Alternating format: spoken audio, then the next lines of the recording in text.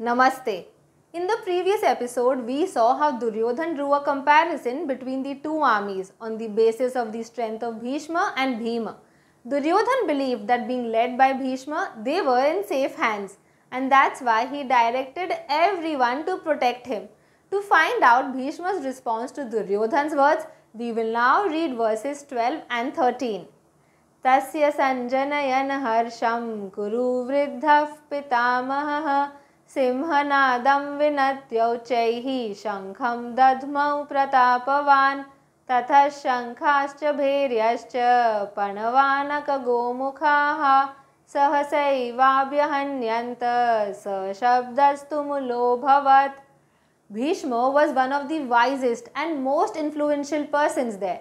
Having overheard everything Duryodhan had said so far, he sensed his rising agitation. Being his grandsire, Bhishma felt the need to pacify Duryodhan, and being the chief commander of the army, also considered it as his responsibility. He felt if Duryodhan continued to talk like that, it would have a negative impact on the entire army. If the morale of the warriors dropped even before the war began, the results would be disastrous. Therefore, taking things in his own hands, in these verses, Bhishma roared like a lion and loudly blew his conch to uplift Duryodhan's spirit and put an end to his mindless blabbering. Since ancient times, the blowing of a conch or the Shankhnad has been considered auspicious, and it marks the beginning of significant events, be it a puja or even a war. However, Bhishma had blown his conch only to cheer up Duryodhan and had no other intention. But since Bhishma was the chief commander, hearing his conch, the Kaurav army assumed it was the declaration of war. Then everyone on that side also blew their respective conches and instruments like kettle drums, tabors, cow horns, etc. to let their chief commander Bhishma know that they were all set for the war.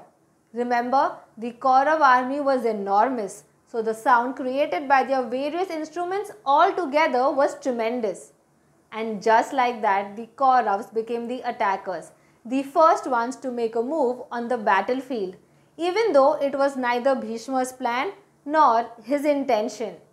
With this, Sanjay concluded what Dhritarashtra's side was doing on the battlefield. So far, we have seen that Duryodhan got intimidated by the opposition and approached his guru Dronacharya. But instead of expressing his concern, he had said all the wrong words. He first spoke of the Pandava army, then his own army, and then finally drew a comparison between both sides. We then saw how Dronacharya ignored Duryodhan's meaningless words, while Bhishma decided to cheer him up by blowing his conch and unintentionally declared the war open. What effect did the declaration of war have on the Pandavas, and how did they respond to it? We will see in the next episode. Thank you.